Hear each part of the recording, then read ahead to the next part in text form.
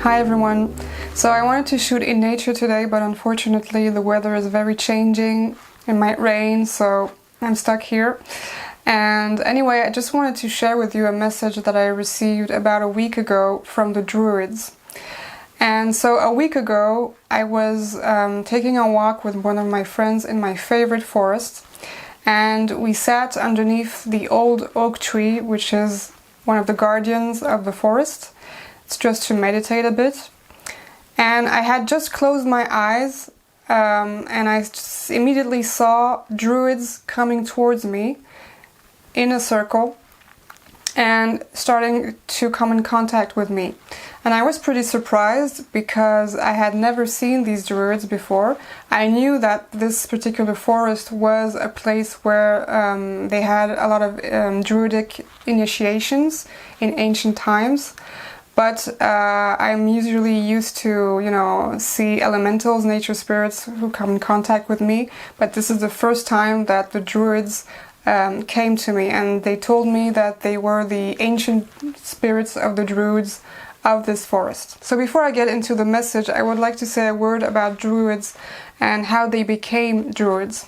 So being initiated as a Druid meant that you had to pass through several levels of initiation, and the whole training would last about 20 years. So that was a really long training, and only through oral tradition, since there are no scriptures. And I think that the reason for that is that they didn't want, I guess, this knowledge to be put into the wrong hands. Might be a reason. But anyway, they started to be initiated really early, at an early age. And one of the particular things about Druids is that they were also women. So women, especially in the Celtic culture, they were allowed to be initiated to these practices. And among these practices, there were, of course, medicine. So basically plant medicine, knowledge of plants, but also energy healing. And also other disciplines such as astronomy, mathematics, philosophy. So it was quite a whole and complete training that they got. And the social status of a Druid was very important in those societies, so among the tribe or among the community. And they had various roles in society. They were taking care of the baptisms, marriages, but also the deceased. They would guide the spirits of the deceased to the other world. And for some of them who got really higher in the hierarchy, they could also take political and military decisions for the tribe or the community. So the higher they would get into these initiations, the more responsibilities they would have, but also the more power, and especially magic powers, but also power over the community. And we could say that the Druids are a bit like our shamans. They are the shamans of Europe in a way. So, and there are a lot of parallels between shamanism and the Druidic culture. So, for example, when a Druid reached a higher level of initiation, a higher level of magic, he could really impact matter. He could transform matter. He could transform himself, for example, into an animal. He could travel between dimensions. And I can really see the parallel with, let's say, the shamanism that I experienced in the Amazon through the Shipibos, because I was initiated there by Shipibo shamans. And they, in their culture, they also have, rites of passage and these initiations. And the highest initiation, when you reach the highest level of shaman, they called it the Muraya. And the Muraya also has the ability and the power to bilocate, to navigate through the worlds like we take public transport, and also to transform and shapeshift into an animal, especially the jaguar, which is the most powerful animal in the Amazon, with the anaconda. So let's go back now to the message from the Druids. So as I said, I was approached by these Druids that were coming forward and circling me. And one of them in particular came forward and he standed next to me. And I saw he had like long hair, long beard, and was holding a boxwood stick with a long robe. And the first thing he said to me was, "It's time for you to unite and to use your magic." And I immediately saw images of people gathering in small groups and in nature, communing with nature, also practicing ritual ceremonies or just celebrations. There was a lot of celebration, and I could really feel the energy, I could feel the joy, I could feel the lightness. There was music, there was dancing. I was seeing young women dance to music, wearing wreaths of leaves, and all that kind of things. And then the Druid just reminded me of something that is going on right now in our current times. And of course we all know about it, but I certainly tend to forget sometimes about it, about this aspect of it anyway. And he said, so just before I tell you what he said, it's true that the day before I went for a walk in the forest, I went for the first time back into a big city. So it was the first time since the lockdown I hadn't gone to any big city before that. And I was pretty shocked to feel the atmosphere and the energy of the people there, and I could feel the fear and the kind of this kind of threats around them, and it was a very strange feeling. And I probably think that the Druid kind of felt that, and that's why he also talked about this. But he said, so he showed me again these images of people on the streets wearing masks, etc. And he said, these people are under a spell, and there were a lot of black magic rituals done to create, to try to manifest and create this reality that they want.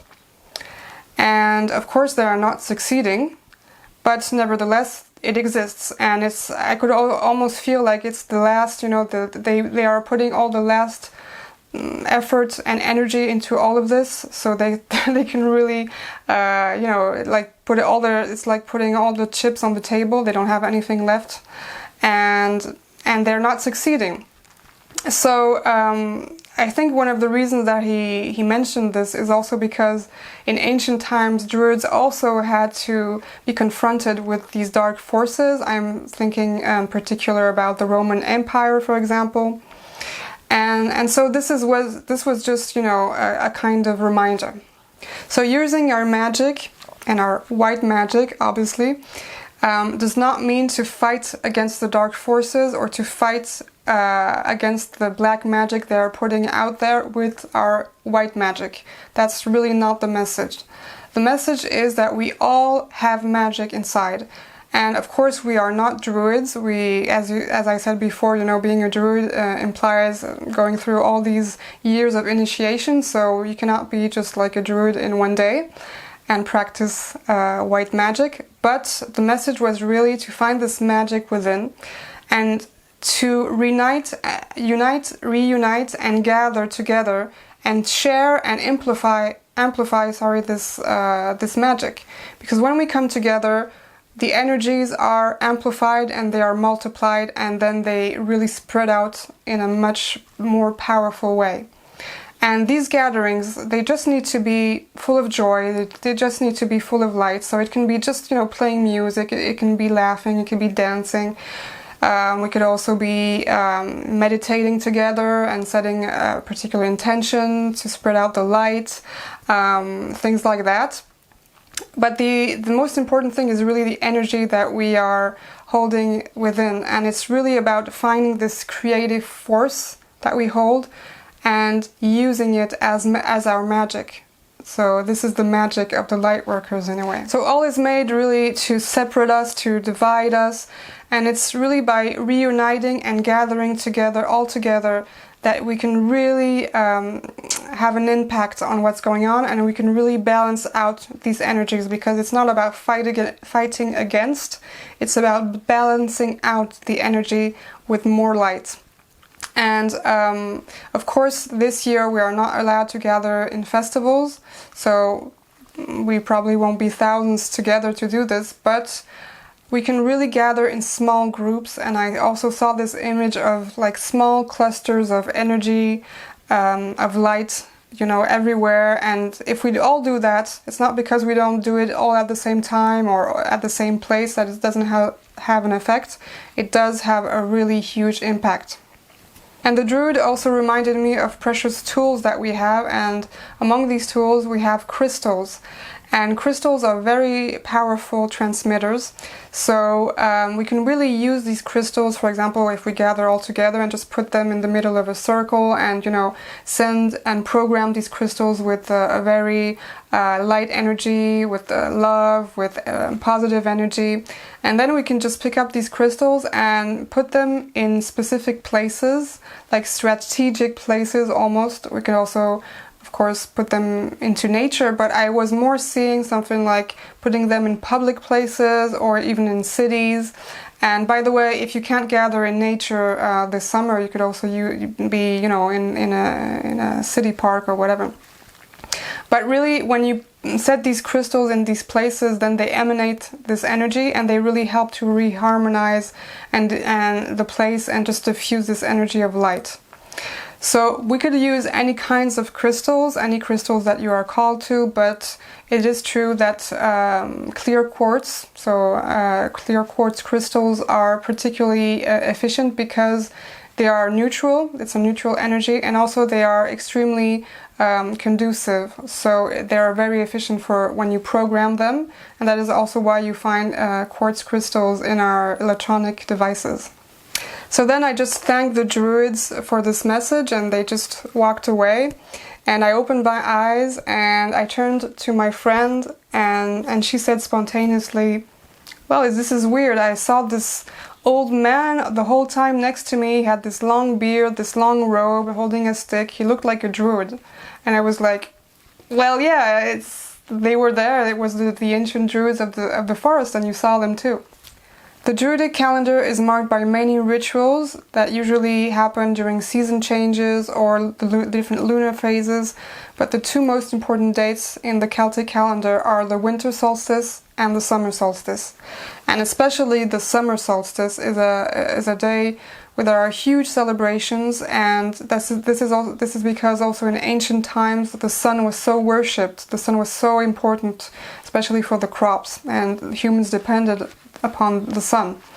So I think since the summer solstice is coming, it's on the 21st of June, this is a perfect time to gather all together, to unite, to connect, to celebrate, to do the ceremonies, to do the rituals, and use this day where in the northern hemisphere it's the longest day of the year, where the light is the strongest, to actually spread this light. And I know that there is also an eclipse, a solar eclipse that day, so it's going to be a really powerful day. But really we could gather on any day, it's not the problem, but I think that this summer solstice does mark something.